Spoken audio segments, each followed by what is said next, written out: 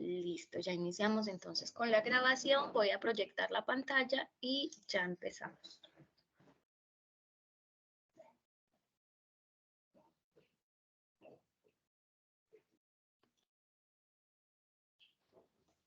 Janet Sánchez informó que le tocó salir como a una reunión donde ella es delegada y a Donaí también se le presentó una reunión, un inconveniente a esta misma hora, entonces por eso no está presente.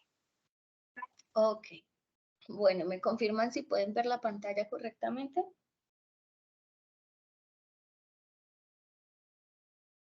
Sí. Ok. Confirmado. ¿Cuál es el objetivo de esta charla de hoy? Es como un poquito complementar la que tuvimos ayer, creo que fue o antier, que es relacionada pues con que ustedes pudieran ver en su predio qué suelos de protección tenían. Entonces, hoy vamos a ver esos suelos de protección que se mencionaron que era importante que supieran si los tienen en su predio o no, pues qué determinantes ambientales tienen para el territorio, qué tanto me van a limitar o potenciar las actividades. ¿Están grabando? Así. Sí, yo ya puse, sí, está grabando, creo que sí. Déjame confirmo si está grabando. Bueno, entonces, lo primero y como más básico para que tengamos un poquito en cuenta es que en Cali tenemos 3 autoridades ambientales. Está Parques Nacionales, que precisamente es por el Parque Nacional Natural Farallones de Cali. En la zona urbana está el DAGMA y el área que queda allí en blanco es el área que sería de la corporación. Entonces, si miramos el corregimiento de Villa Carmelo, tendría 2 autoridades ambientales. La primera, Parques, que funciona en toda el área verde que se alcanza a ver allí en la imagen, y la segunda sería CBC, que funciona en el restante del área que está de color blanco, para que tengamos en cuenta. Entonces, posiblemente algunos predios que estén ubicados al interior del parque, pues no van a tener tanta relación con la corporación como si los que están afuera, y pues digamos que los que están afuera tampoco van a tener tanta relación con parques. Eso no quiere decir que entre armonía entre las instituciones no podamos trabajar en conjunto para llegar a objetivos. ¿Listo? Esta es un poquito, esta otra presentación es un poquito, digamos, como asustadora, pero digamos que básicamente lo que les quiero mostrar aquí es cómo se conserva el patrimonio natural de Cali, ¿sí? Ese patrimonio natural de Cali se conserva por una estructura ecológica municipal. Denme un segundito que tengo personitas que están en sala de espera.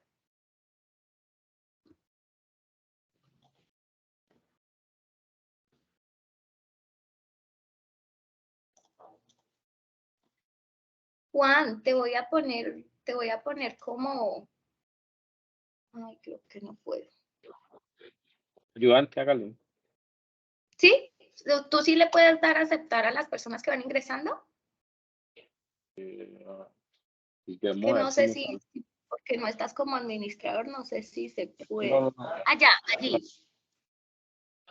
Creo que ya sí le puedes dar en aceptar. Bueno. Entonces, como les estaba diciendo, esta es la estructura ecológica municipal de Santiago de Cali, es decir, cómo se protege todo el patrimonio natural. Sin embargo, no hay que asustarnos. Esa estructura ecológica municipal está dividida en 2, en la principal y la complementaria, y son todas esas áreas que al final van a contribuir, pues digamos, como a formar parte de la preservación y todo el medio natural que tiene el municipio.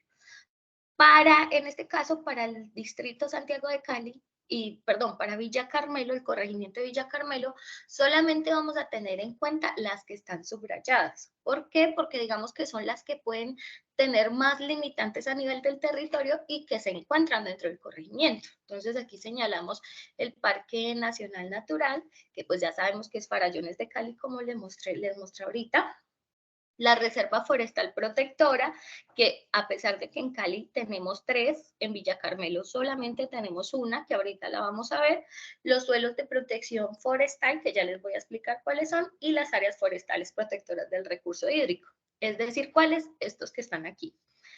En este caso vamos a excluir el parque, en esta charla no vamos a hablar de Parque Nacional Natural Farallones de Cali, pues porque para eso más que bien, súper bien tenemos a Parques con nosotros, que en algún momento también les va a explicar un poquito el parque y la normatividad y lo que allí se puede hacer y no. Entonces nos vamos a limitar a estas 5. que es la Reserva Forestal Protectora Nacional del Río Meléndez, el área sustraída de esa reserva, los bosques y guadales, las áreas forestales protectoras del recurso hídrico y las pendientes. Sí, ya vamos a ver en qué consiste cada una, por qué esas áreas, por qué son importantes y qué normatividad tienen asociadas. Entonces, digamos que toda la charla va a girar en torno a estos 5 puntos.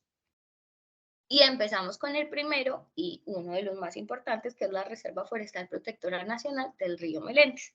La reserva es esa que ustedes pueden ver ahí en colorcito verde chillón. La reserva sale del corregimiento, ella alcanza a abarcar un poquito del corregimiento de los Andes y otro pedacito del corregimiento de la Buitrera, un pedacito muy chiquito, la verdad. Pero la mayoría de la Reserva Forestal Protectora del Río Meléndez está en Villa Carmelo. Esta otra área, digamos, de esta esquinita, sería parques, pero no lo puse porque, como les digo, solo vamos a hablar de la reserva. Entonces, esa reserva fue declarada en el año 1941. O sea, es muy, muy vieja. ¿Quién declaró esa reserva? En ese momento, pues todos los ministerios que tenemos ahorita no estaban, sino que estaba un ministerio que se llamaba Ministerio de la Economía Nacional. Entonces esa reserva se creó pues con el objetivo de proteger los bosques que habían en esta zona y asegurar el recurso hídrico para toda la población, tanto del corregimiento de Villa Carmelo como de los corregimientos cercanos. ¿Qué pasa entonces? Que resulta que cuando ya entonces se empiezan a crear todos los ministerios, el Ministerio de la Economía Nacional le dice al Ministerio del Medio Ambiente, eso es suyo. Entonces el Ministerio del Medio Ambiente adopta precisamente esa reserva y dice, esta reserva va a ser una reserva forestal protectora nacional. Eso es un área protegida. ¿Qué es un área protegida? Entonces son, como su nombre lo dice, áreas delimitadas que tienen unos objetivos de conservación. ¿Cuáles son los objetivos de conservación en este caso?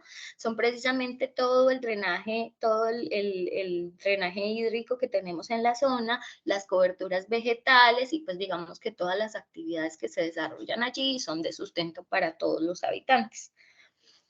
Esa reserva, como les digo, viene declarada desde 1941. En algún momento más adelante vamos a hablar de que esa reserva no tenía esa forma que hoy en día le vemos ahí, tenía una forma muy diferente.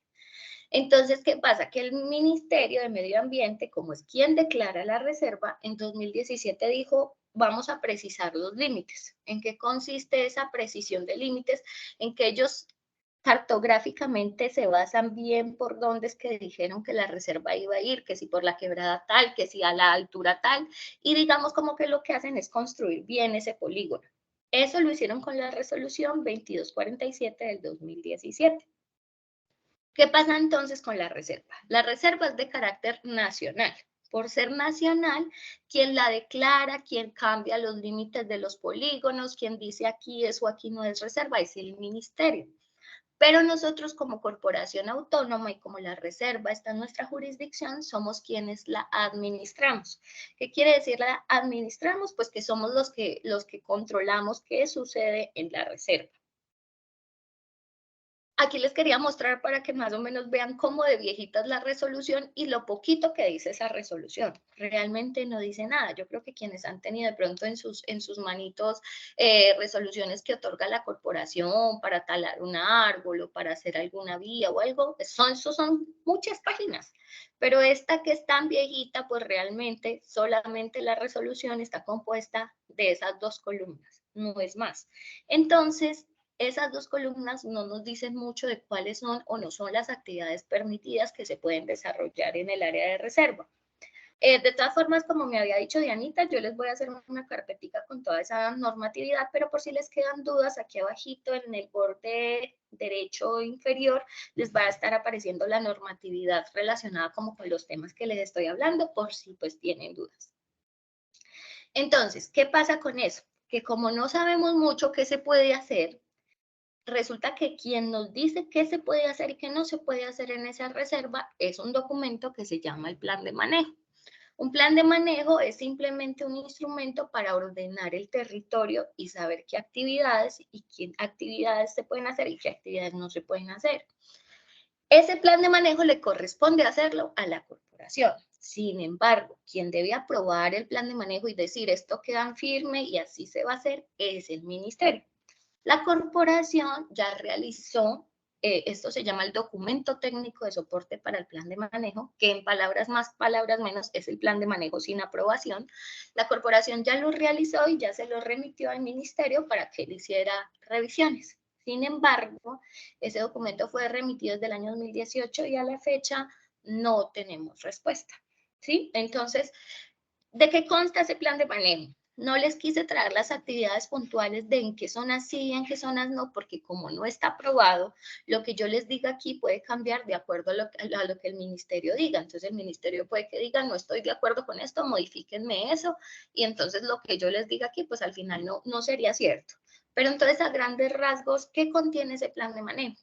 Contiene mínimo 3 zonas esenciales, que son la zona de restauración, de preservación y de uso sostenible, como pueden ver en la imagen. Entonces, esas zonas de restauración, ¿a qué van encaminadas? Pues precisamente a actividades de reforestación, de devolverle al bosque su composición y su estructura. La zona de preservación son esas áreas que están en bosque que deben quedar muy bien conservadas para asegurar pues todas las especies de fauna, flora y todo el recurso hídrico que lo protejamos. Y la zona de uso sostenible, pues finalmente es donde se pueden desarrollar todas esas actividades que contribuyen al beneficio social del territorio y que a la vez también al beneficio de las personas que habitan ahí. Entonces, actividades de turismo, actividades de siembra, actividades, bueno, todas estas actividades en el marco de un desarrollo sostenible. ¿Listo? Y pues obviamente eso me va a dar unos usos que son permitidos o no, que como les menciono, no les voy a hablar de esos usos así en este momento porque el plan no está aprobado. Es decir, lo que yo les diga en este momento es mentira porque no hay un plan de manejo aprobado. Entonces, ¿qué pasa?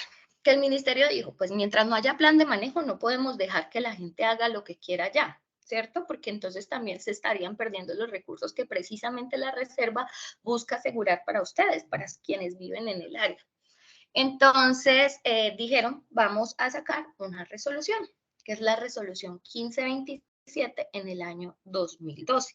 Y allí se señalan las actividades de bajo impacto ambiental que generen un beneficio social y que se puedan desarrollar en esas áreas de reserva forestal, ¿sí? Es decir, estas son las actividades que nos van a regir en tanto no exista un plan de manejo, que es nuestra situación actual.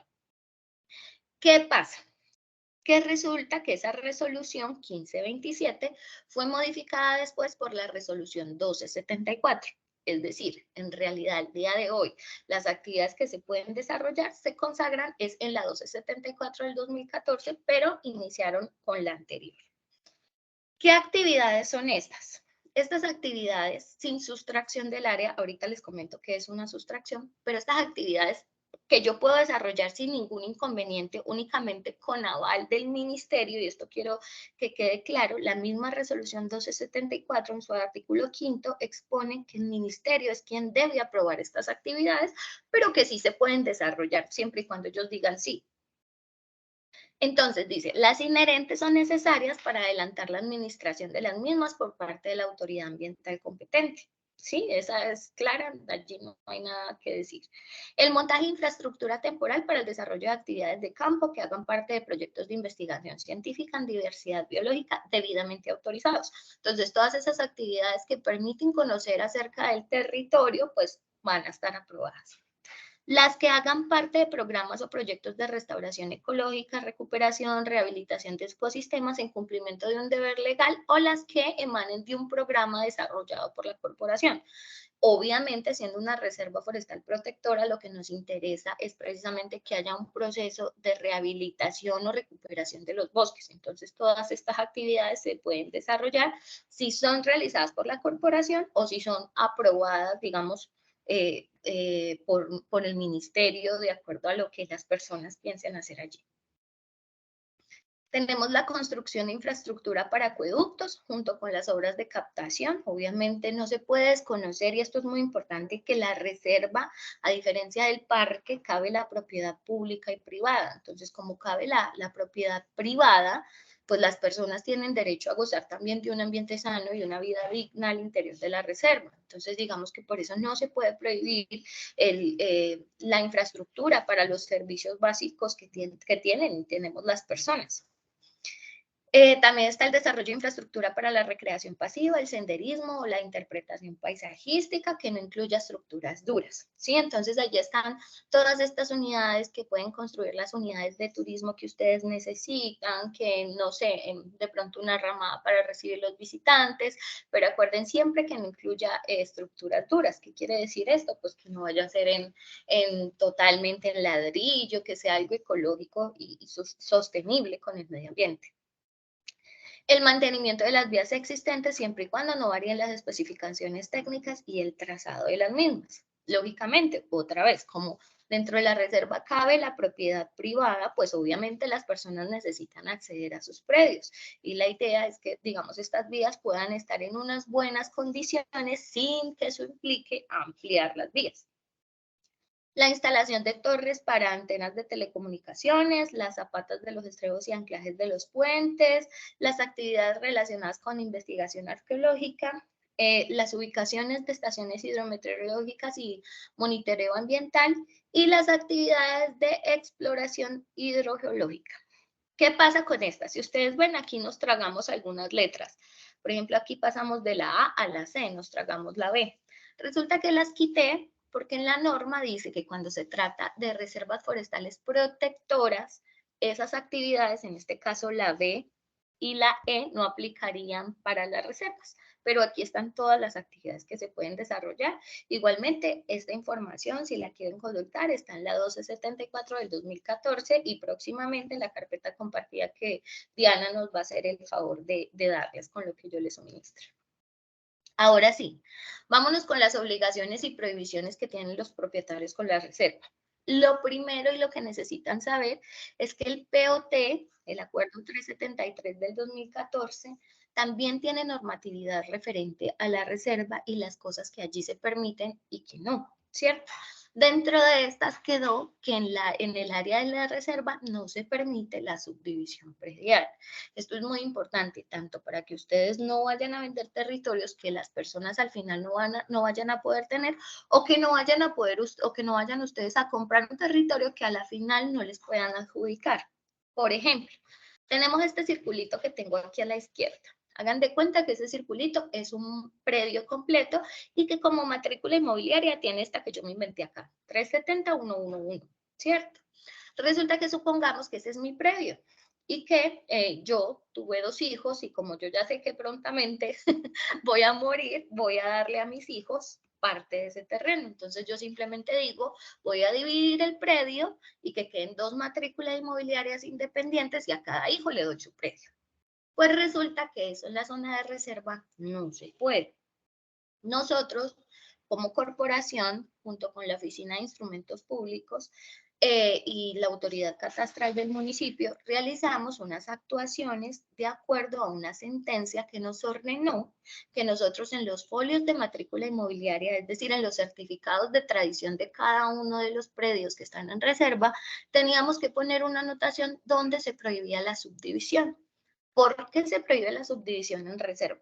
Porque la idea es que la reserva esté lo más conservada posible, como les decía yo, tanto para ustedes, que no se les convierta en un barrio, como para la población que está cercana y que se abastece de los recursos que nos prohíbe la reserva. Entonces, precisamente como esa es la idea, si yo permito la fragmentación de predios, por ejemplo, como en este caso que les había puesto aquí, pues si antes era un solo predio y yo tenía una sola casita para el cuidado del predio, ahorita que yo permití la subdivisión, entonces seguramente voy a poner una casita en cada predio. Y seguramente si mis hijos tienen más hijos y hacen exactamente lo mismo, también van a querer tener una casita en cada predio. Y en sí el problema no es solo la vivienda, es que cada vez va a llegar más gente a vivir a la reserva y cada vez va a llegar más gente a demandar recursos. Por ejemplo, el agua, que sabemos que es un recurso que aparentemente uno camina y lo ve muy abundante, pero realmente es escaso. Y es escaso para toda la población que tiene ya de por sí Santiago de Cali. Si ustedes miran los centros poblados de los corregimientos también están muy desarrollados. Entonces la idea es evitar que eso suceda. Listo, la construcción de la vivienda, ¿sí? La idea es que no sean más de 150 metros cuadrados construidos en un solo piso. Y ese piso que no tenga más de 3,5 metros de altura, ¿sí?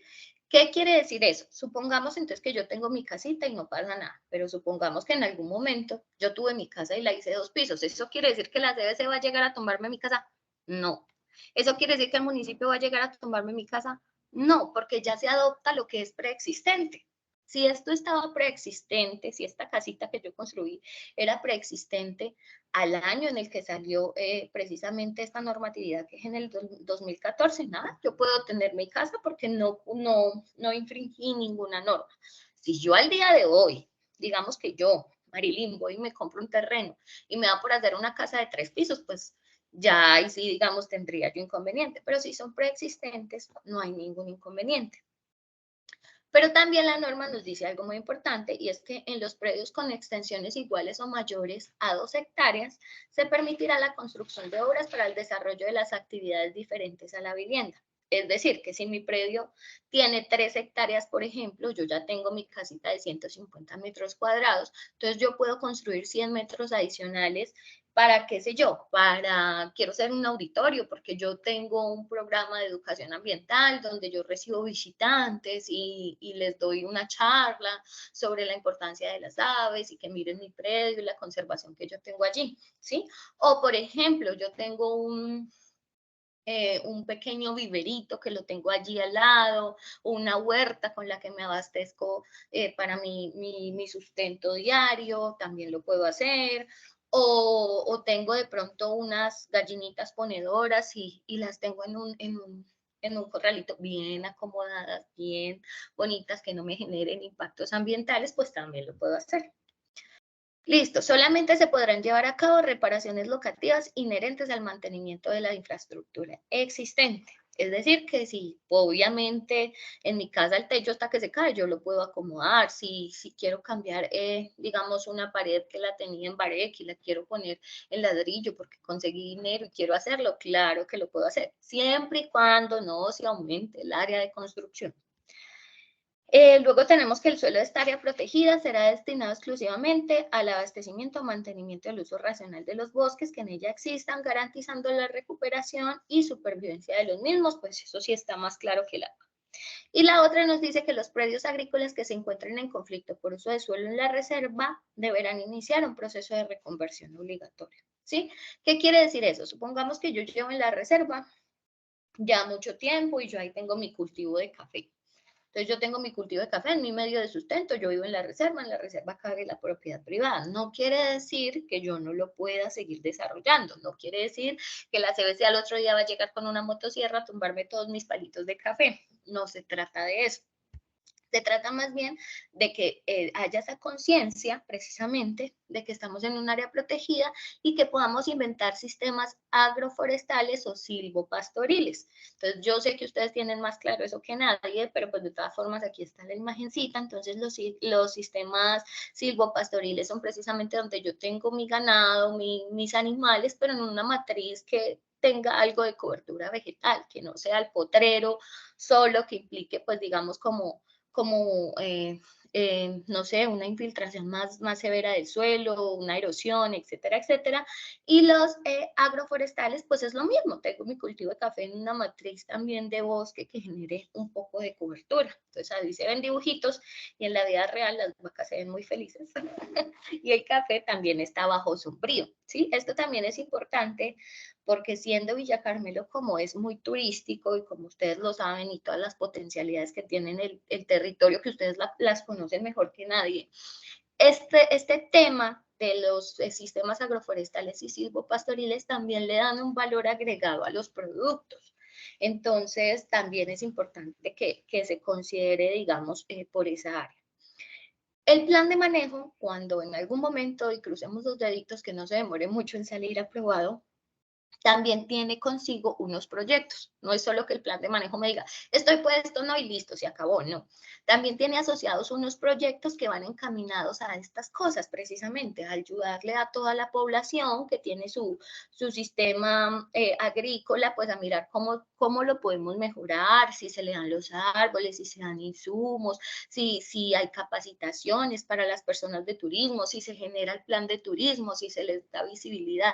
Es precisamente por eso que es tan importante el plan de manejo, porque también trae consigo proyectos que pues al final van a enriquecer el territorio.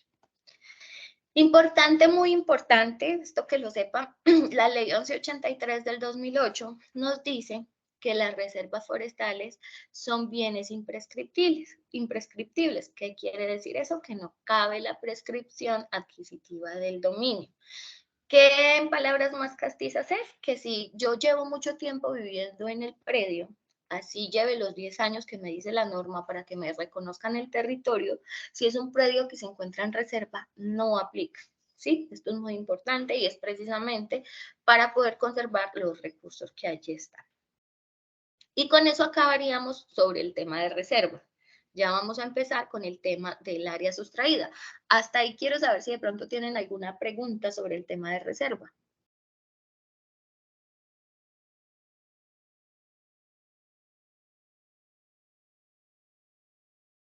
Bueno, creo que no, entonces Claro. continúo. Entonces, ya con el tema del área sustraída, ustedes ven acá, yo ya les mencioné que era este color verde chillón, ¿cierto? Que era la reserva. Y que este colorcito verde oscuro es el parque, del que no hablamos, porque como les dije, de ese va a hablar parques. Resulta que nos quedan dos espaciecitos en blanco, uno en la esquinita y otro aquí en el centro. Esos espaciecitos en blanco son las áreas sustraídas de reserva. ¿Qué quiere decir? Que en algún momento eso fue reserva, pero hoy en día ya no lo es. ¿Por qué no lo es? Y para eso tenemos que irnos a la definición de qué es un área sustraída. Entonces, un área sustraída es una figura legal de la reserva sobre la cual se está haciendo un desarrollo de actividades económicas que tienen un interés público o social y que no son compatibles con la reserva. Entonces, esas áreas sustraídas son áreas que antes eran reserva, pero las tuve que excluir para que esas actividades que me generan beneficio social se pudieran seguir desarrollando en la zona. Y este tiene todo el sentido, pues porque son áreas que están muy pobladas, que tienen las cabeceras de los corregimientos y que allí se realizan actividades que no se pueden realizar en reserva. Por ejemplo, no sé, el tema de que allí estén colegios, escuelas, centros de salud, esas son actividades que obviamente me generan un beneficio social. Yo no las puedo excluir de un territorio porque allí puede vivir la persona privada, ¿sí? Entonces yo no las puedo excluir del territorio porque entonces esta gente, ¿cómo va a recibir atención médica? ¿Cómo se va a educar? Pero no son compatibles con la reserva.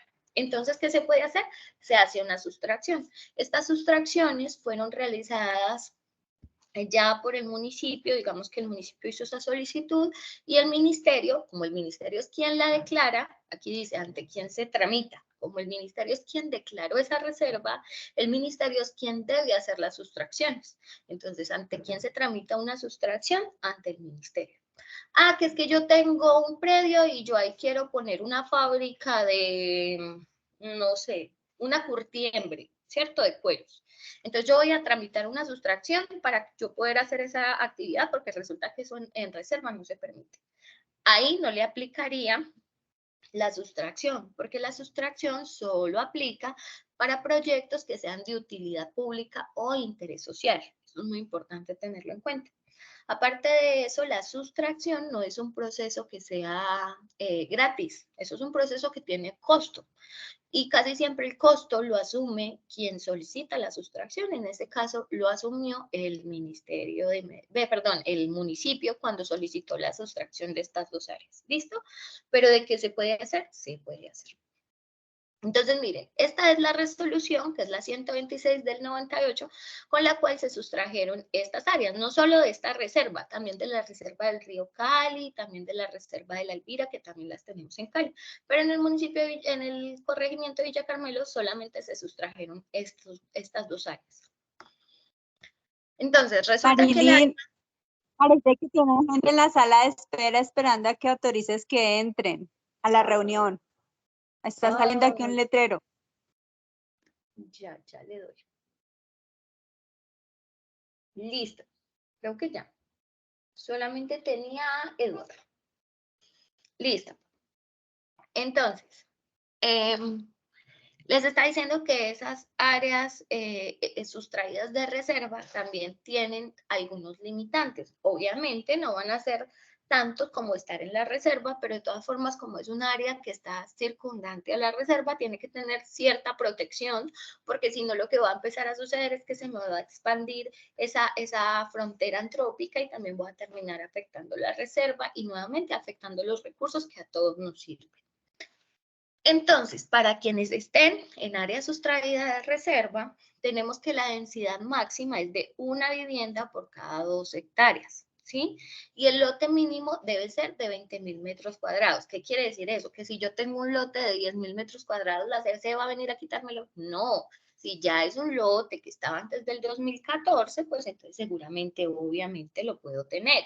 Pero ¿qué sí pasa? Que si yo tengo mi lote de 20.000 metros cuadrados y le quiero vender 10.000 al vecino, pues posiblemente esa venta no la van a dejar realizar y es precisamente por eso, porque el lote mínimo debe ser de 20.000 metros cuadrados. El área máxima ocupada en el primer piso debe ser de 250 metros cuadrados y la altura máxima permitido son 2 pisos. Entonces miren que a diferencia de reserva, en donde yo podía tener una construcción de un único piso de 150 metros cuadrados, en esta ya puedo tener 2 pisos. ¿Listo? Se permiten construcciones adicionales destinadas a los usos diferentes a la vivienda, siempre y cuando la totalidad de las construcciones por lote no sobrepasen el área máxima para ser ocupada en el primer piso, más 120 metros adicionales. Entonces, al igual que en reserva, yo puedo tener otras construcciones adicionales, accesorias a mi vivienda, que son para desarrollar todas las actividades productivas que yo considere pertinentes o que me gusten. Listo. Las construcciones adicionales destinadas a usos diferentes a la vivienda deberán desarrollarse en una altura máxima de un piso. Entonces, mientras mi vivienda puede tener 2, esas construcciones adicionales solamente debe tener un piso. Y luego nos dice que el área de manejo de las áreas sustraídas está prohibida la subdivisión predial, según la resolución 126 del 98. Entonces, como les mencionaba, al igual que en la reserva, no puede haber división de predios. ¿Y eso por qué? Nuevamente, si yo permito la división de predios, estoy permitiendo que más personas vengan a poblar allá adentro y que más personas hagan sus viviendas y que más personas vengan y demanden recursos. Entonces, a veces, digamos, este tema de la subdivisión es muy complicado para las personas, porque yo sé que si uno tiene un predio muy grande, y pues que también yo sé que en costo mantenerlo con el predial y con todo como está de caro es muy difícil, la gente quisiera subdividir, pero también hay que ser un poquito consciente del tema que les estoy mencionando. Si fuera que yo tengo un predio, voy a decir cualquier cosa, no sé, de, qué sé yo, no sé, unas 8 hectáreas. Yo digo, es que es un predio muy grande. Si yo la parto a la mitad y digo 4 hectáreas aquí, 4 hectáreas allá, no es nada. Pero resulta que ese señor al que yo le vendí las 4 hectáreas piensa lo mismo y él quiere vender 2 hectáreas. Y al que le vendí esas 2 hectáreas puede pensar lo mismo y él quiere vender 1 hectárea. Y así hasta que vamos teniendo predios muy chiquiticos. Y realmente ustedes más que nadie, yo creo que lo saben, la demanda por tierra en Cali es muy, muy grande. Cali está ya sumamente poblada, no tiene hacia dónde crecer y pues precisamente entonces estas son las áreas más llamativas, aparte que el territorio es hermoso vivir, de verdad que ustedes son privilegiados, vivir en Villa Carmelo es una tranquilidad, estando tan cerquita de la ciudad y es tan bonito que pues todo el mundo quisiera irse a vivir allá. Entonces digamos que esa es una forma de frenar el crecimiento en esa zona. Listo, eso en cuanto a las áreas sustraídas. Ahora vamos a hablar de, ya estos son suelos de protección. El POT, más que nada, es quien los tiene a cargo y es el que dice, esto va a ser un suelo de protección. La corporación tiene que respetar esas cosas, ese POT se concerta con la CRC. Entonces la corporación debe de respetar esos determinantes ambientales que también me limitan las situaciones que se pueden o no se pueden desarrollar en el territorio. Entonces, ¿qué son los bosques iguaduales? Son los relictos actuales de bosques en diferentes etapas de sucesión, y en estas áreas se restringe la urbanización y solo se podrán hacer desarrollos que no afecten la función ecológica del bosque y que obviamente cuenten con el aval de la corporación.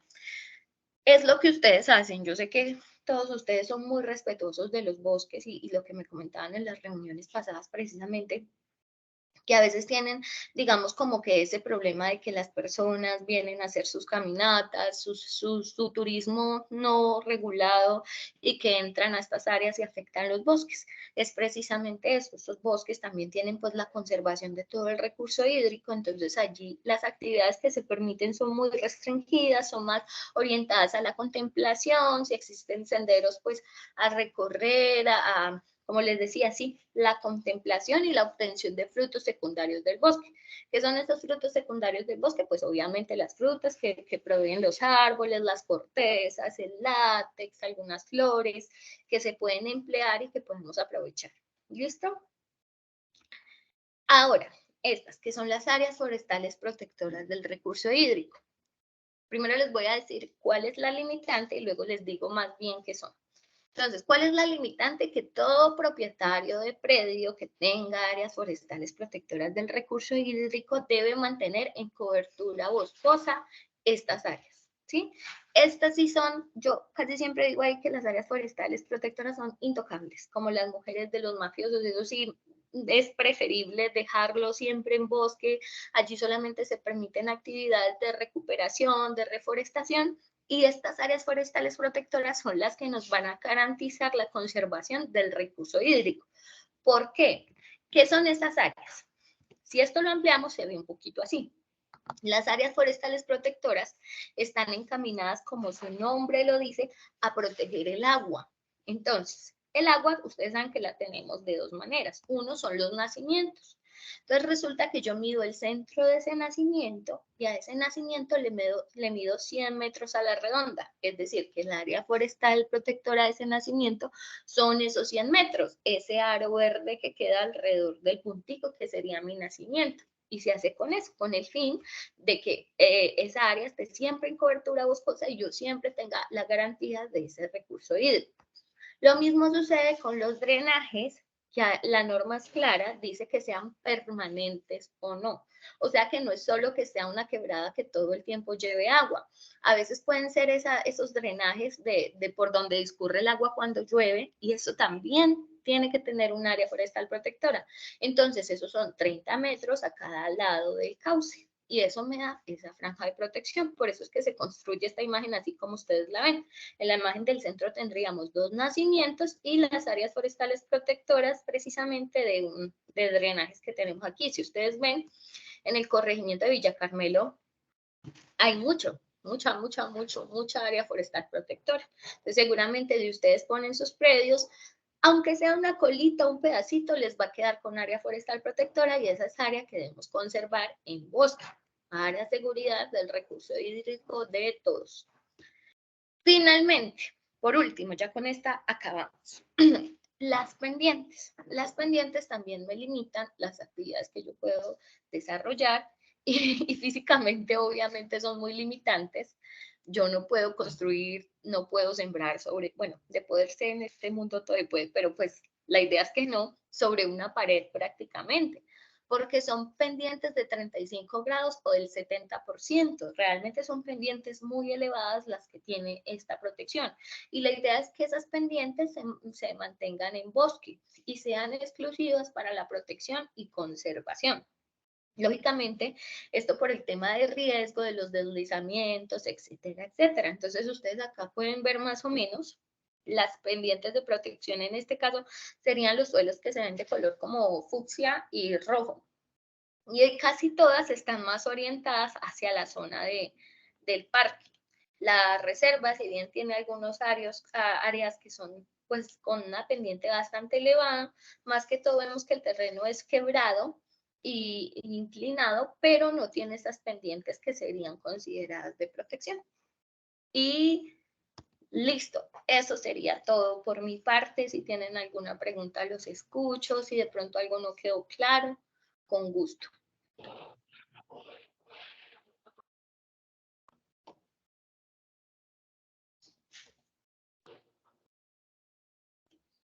Igualmente, como les digo, la presentación, el video de la presentación se grabó y también en esa carpeta les va a quedar con lo que le envié a Diana. ¿Listo?